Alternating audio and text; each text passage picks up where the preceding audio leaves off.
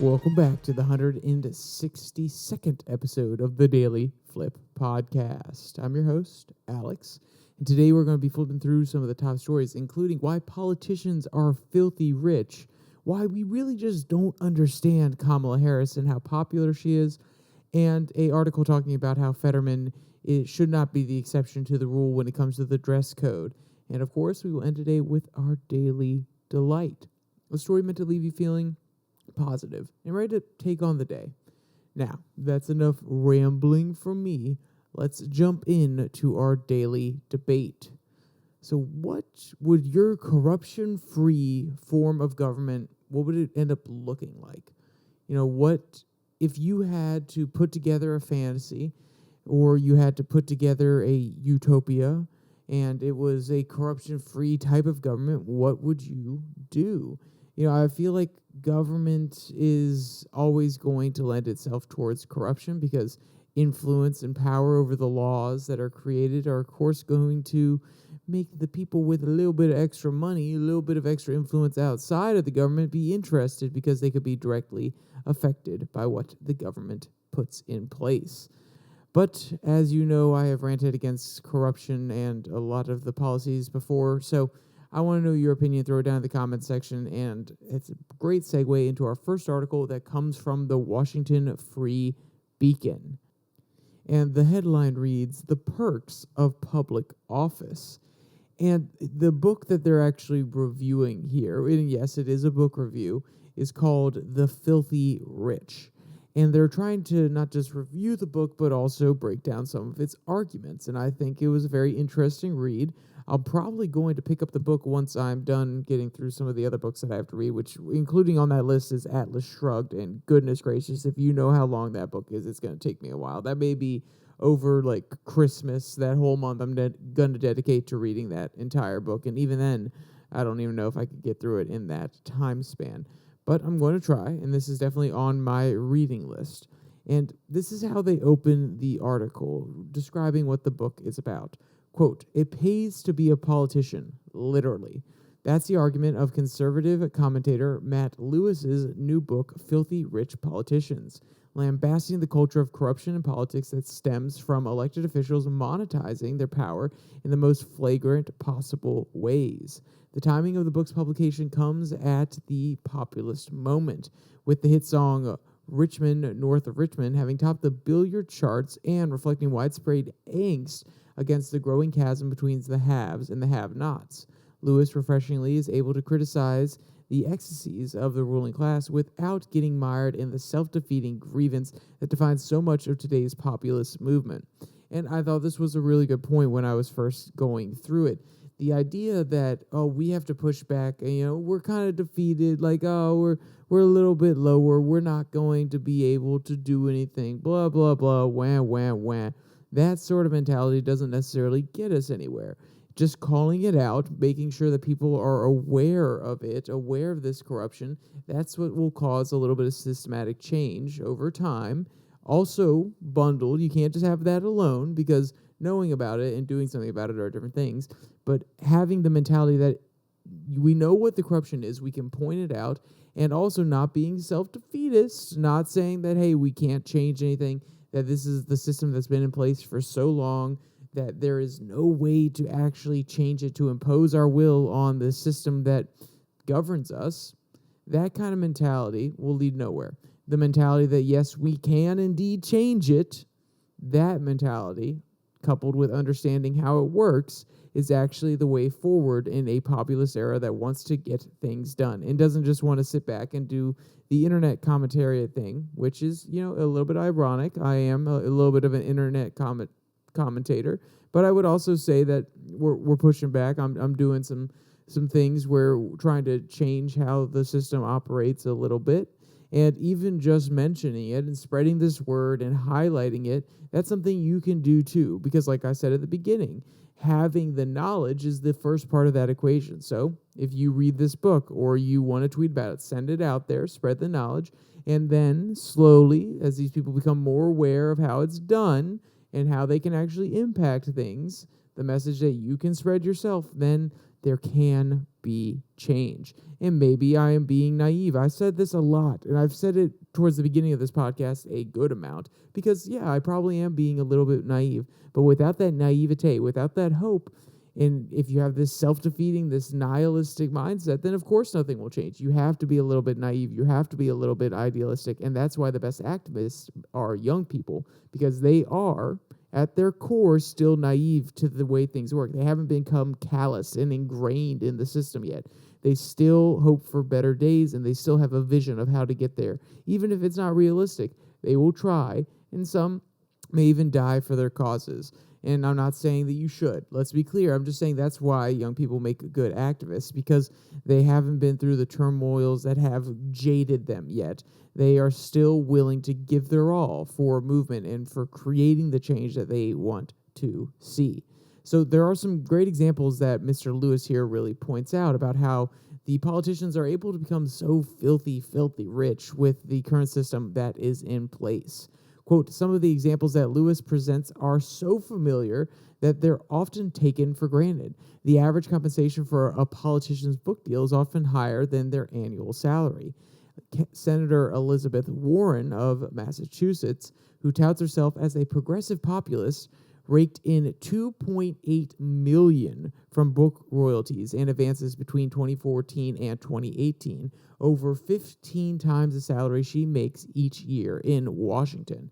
So this is one that we are obviously aware of. We know that these politicians, they go on a lot of speaking tours. They do books, and then they do pre-books tours, and they sell these books at Barnes & Noble, or they'll have exclusive book deals to do an Audible version or something like that.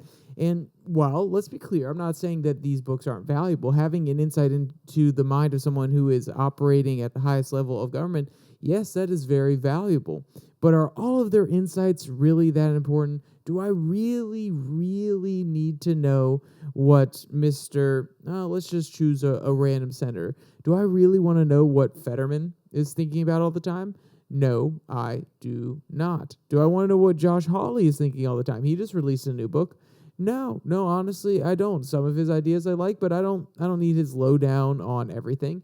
Now, if, Mitch McConnell, Chuck Schumer put out a book about how it is guiding the senatorial process when they're both in the majority and minority, I would find that a very informing book. Or maybe you have certain senators who are on a really interesting committee and they want to highlight something that happened during their tenure on that committee. Like the Armed Services Committee, maybe some information came out in private and they're now able to release it in their book and it's kind of an exclusive. Sure, I guess that can warrant a good amount of money. But $2.8 million for book deals, the fact that politicians can get that much does say a lot about our culture and how much we revere them and how much we put them on a pedestal. So there are some other things that they also do, which is, well, actually, I'll just read what Matt Lewis is doing. Quote, he lays out the case against lawmakers of both parties making suspiciously timed stock trades that he argues would be viewed as insider trading coming from anyone else less privileged. Lewis details the controversy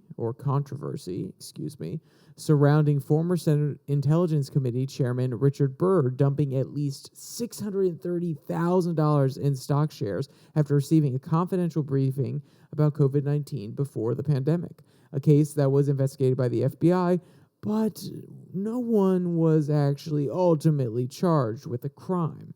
He also suggests, with mostly circumstantial evidence, former House Speaker Nancy Pelosi is guilty of insider trading for seeing her net worth triple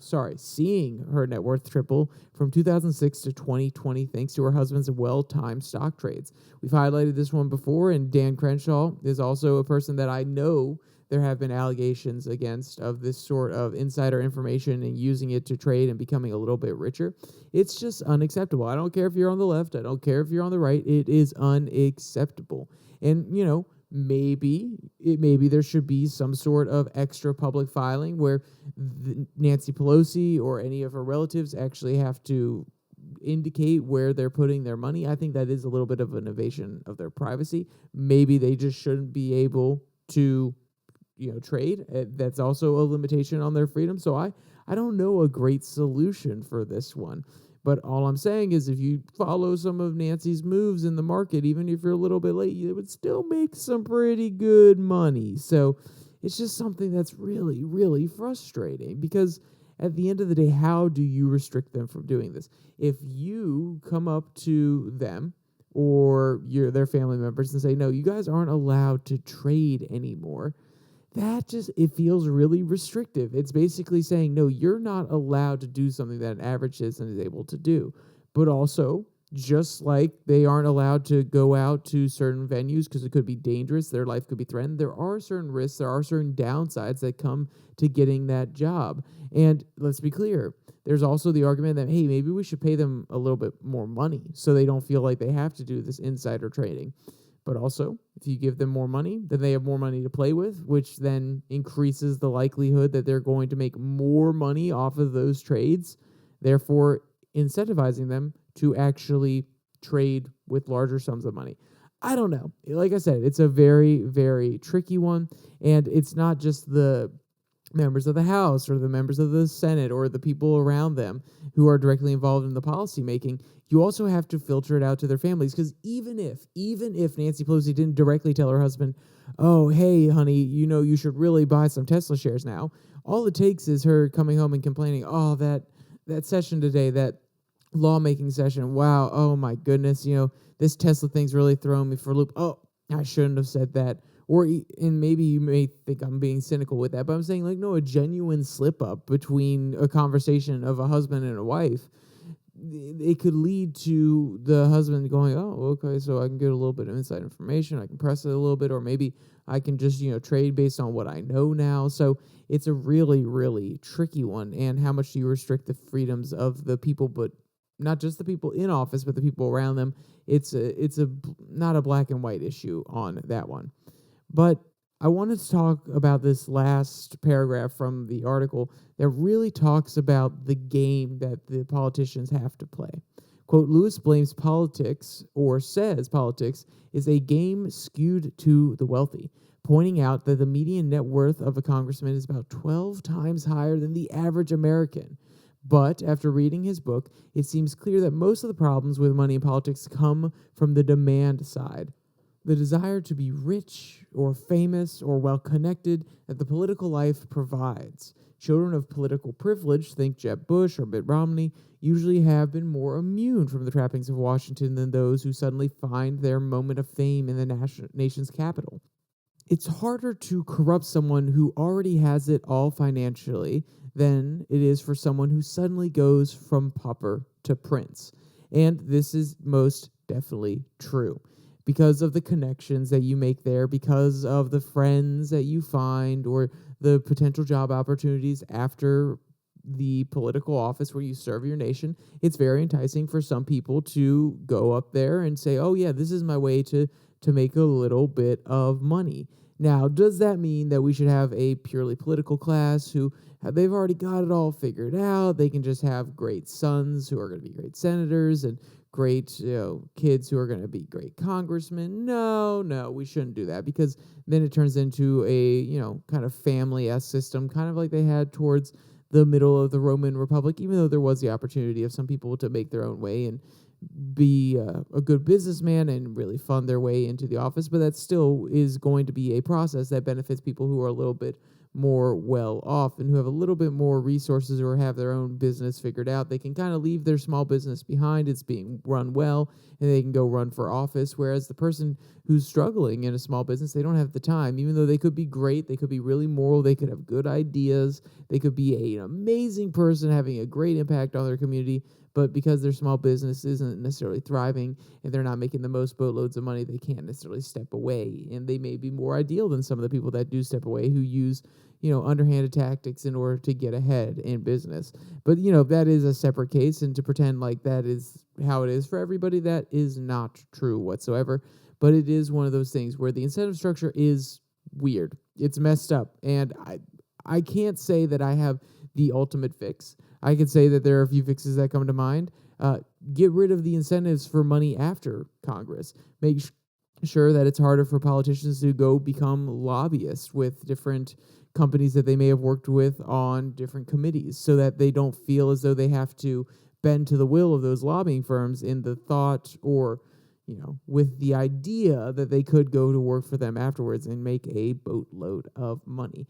But, I'm just a simple person ranting on the internet. So let's jump to our second story, which is a little bit more, juicy, in my opinion, because it is definitely the Daily Cost trying to cover for Kamala Harris, and I don't necessarily know if it is going to work. Like I said, it comes from the Daily Cost, and here's the headline: Kamala Harris, what the media doesn't tell us. So what doesn't the media tell us about Kamala Harris? Yeah. Their argument is they don't tell you how popular she is. But then, we need to add the asterisk there that how popular she is among a certain segment of the population, not overall. So I feel as though they're trying to run defense for Kamala Harris, and I don't know if it's really going to work. And that's not because I don't like Kamala Harris. I have really no problem with her besides the fact that she rants nonsensically. But yes, those clips are taken out of context, and also there are, probably 2 to 3, maybe 10 minutes at the most of her doing weird things out of hours upon hours of her speaking. Like, come on. Well, of course, we're taking her, clips here and there. But also, she's a little bit cringy. She does repeat the same talking points. She has a weird way of speaking. But that doesn't mean that she's not popular, because even if you speak in a weird way, guess what? If what you're saying is good, it can overcome that. So let's really jump into what the Daily Cost is saying here. Quote, did you know Kamala Harris is popular? Did you know that she is on a tour of the United States colleges and battleground states? Did you know? Heck, have you heard any news about her at all? Time and time again, we read stories about Kamala Harris being a drag on the ticket and being inefficient with a staff in constant turmoil. But VP Harris is actually quite popular with a critical demographic, and since it didn't fit the media's narrative, no one bothered to tell anyone. Before I keep going with this one, notice how they frame it there. It's not just she's popular, but she's popular with a key demographic. And of course, that is a legitimate reason to keep her on a ticket with Joe Biden. There's no doubt about that. But to argue that she's popular and then to whittle that argument down to she's popular with a certain segment of the population, I don't think that's as strong as they necessarily think it is. But let's give them the benefit of the doubt and keep rolling. Back in May, The Economist and YouGov published a large poll on many aspects of the American political life, and it turns out buried in slide 20 is the key to Harris's future.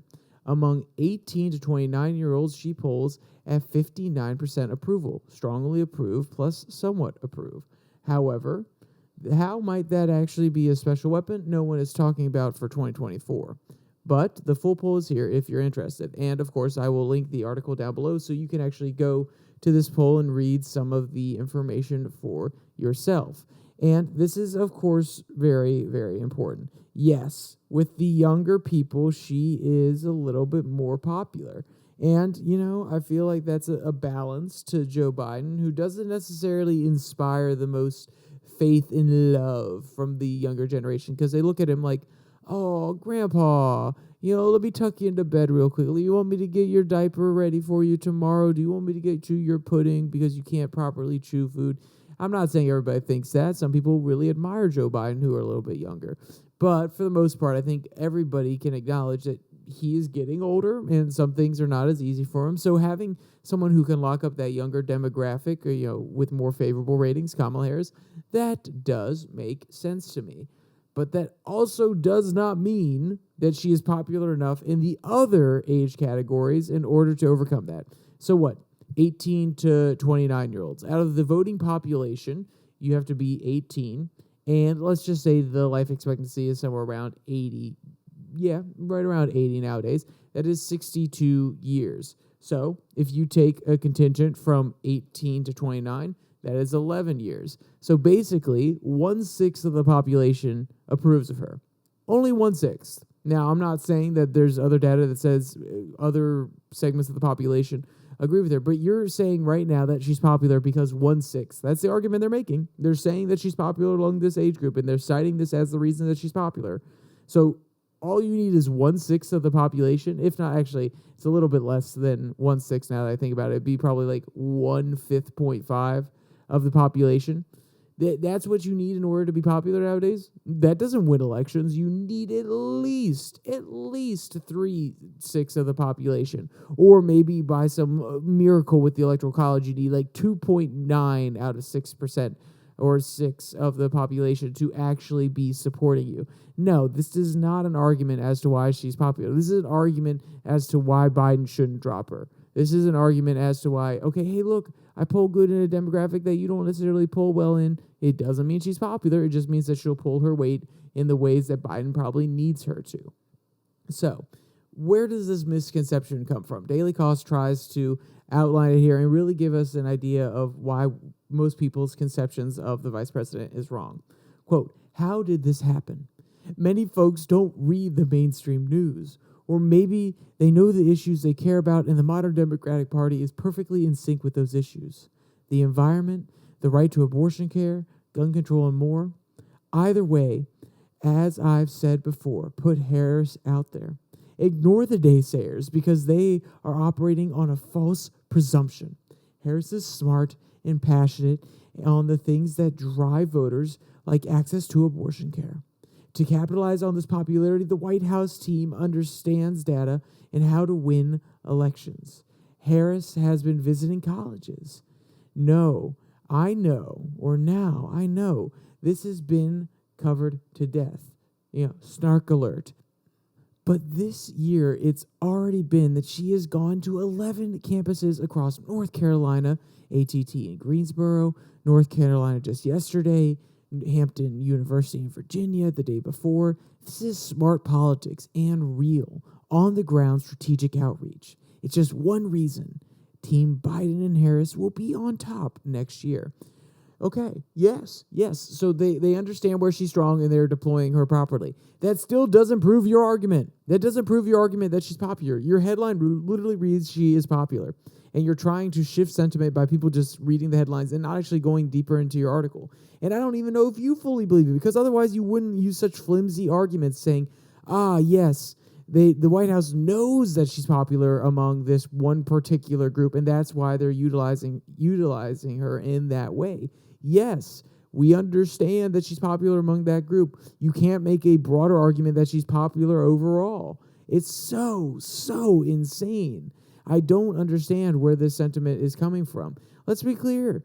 Mike Pence, not the most popular guy. You did not wheel him out there on the trail every single place. No, you strategically used him just like you did Kamala Harris at each evangelical events and applying or appealing to the Christian vote. That doesn't make him popular overall. That makes him popular with the Christians. So if they want to make a really broad definition and say she's popular in some degree and say that's okay to claim that she's popular, sure, she's not popular overall. I'm sorry, not going to have it. I get frustrated when they're trying to spin something that should not be spun, because just admit she's not popular. It's not a big deal because you're acknowledging that they're using her in the way that she needs to be used, which is as a strategic bludgeon for the younger demographic. Admit she's popular there, done, over. That's what you did. Great. But then don't try to claim that she's popular overall. All right, so let's jump to our last article that comes from the Washington Examiner. Fetterman is a slob, and Schumer is an embarrassment. So if you haven't heard about the dress code changes that Schumer is implementing, and some people are arguing it's just for Fetterman, maybe he has a really libertarian streak, and it's like, we shouldn't be able to mandate what you wear in the Senate at all. Maybe he does, but this has been a topic that has gained a lot of talking points, or has gained a lot of attention and created a lot of talking points. And yes, I am susceptible to it twice. I did a Twitter tirade yesterday talking about the fact that there's no respect for the office anymore, both in putting Lauren Boebert in the House of Representatives and then a man like John Fetterman who wants to just flout the rules in the Senate. So yes, I'm falling into this as well, but it was a very strong-worded Washington Examiner article, and I thought it merited at least, quoting from a few times and bringing up, because I seriously do think that this is not something that we should accept. We should not accept any of our representatives not being the best they can be. And I'm not just saying in mental capacity, I'm saying in dress. If you cannot dress to impress when you are literally representing the people of your district, when you are a symbol of the democracy and the republic that we have here in America, what does it say about us? What does it say about the people that elect someone like that, who can't even live up, dress up, really come to be a person who respects the office? And yes, I understand, oh, well, it's not a big deal. He was represented as John Fetterman wearing the hoodie and the shorts all the time. His people are obviously okay with it. Then I have a problem with the people that elected him who are okay with it. I'm not saying with all the people that elected him. Obviously, he has certain values that work really well, and some people just vote Democrat. But for the people who voted for him and are completely okay with him wearing a hoodie and shorts, gym shorts, in the Senate, one of the highest offices that you can hold within the United States of America, the greatest democracy, the greatest republic on this earth, I really have a problem with that segment of the population, because you obviously don't hold enough reverence for the office. You obviously are not voting seriously if you at least did not consider someone who is not going to dress to the upper echelons or to the expected dress code of these people. And I know it sounds like I'm being a prude, maybe not necessarily a prude, but I'm being really over hypercritical of this. But I don't think you understand, or people who really take problem with this understand the importance of really living up to the legacy of the place that Abraham Lincoln walked in, that thousands of House members, hundreds of senators have represented their people who have given their lives in order to fight for our nation, or people who have sacrificed time, effort, their happiness sometimes to serve the nation. You are representing something larger than yourself. You cannot be absorbed by your own ego and your own narcissism in order to serve the way that you want to serve. No, you are a servant of the nation now. Like I said, you symbolize something bigger. And do you want the symbol to be, oh, America's slacking off, America's wearing hoodies, America's allowing people to wear gym shorts in the chamber? No. We want to present like a well-refined businessman. We want to present like someone who's a professional, who knows what they're doing, who is taking every single responsibility that they are given seriously, even if it goes against what you feel makes you the most comfortable in the office. And yeah, I'm probably sure there are people who are dubbing, if there's people that made it this far and they care enough, they're probably going to dub me over with the clip, oh no, of John Fetterman doing that because he's making it seem like, impeachment isn't a big deal. But this is a pretty big deal, in my opinion. Are we going to lower our standards? Are we really going to elect people who are an absolute joke, just like Lauren Boebert, into the office? No. Now, am I going to go as hardline as the Washington Examiner here? No. I'm going to be honest. They use some pretty strong language. And I'm just going to read you the concluding paragraph from it because it really highlights all of what they're saying and how furious they are. Quote, "Nothing improves when Democrats are in power, and it is why the cities under Democratic control feature rampant crime, poverty, and why the schools they control have students who cannot achieve basic math, science, or English proficiency. Fetterman and Schumer are a microcosm of the scourge that is left-wing politics in the United States. They are the catalyst for much of today's or this country's societal ills, and a political plague that causes decay at every level." That's some pretty strong words from the author here.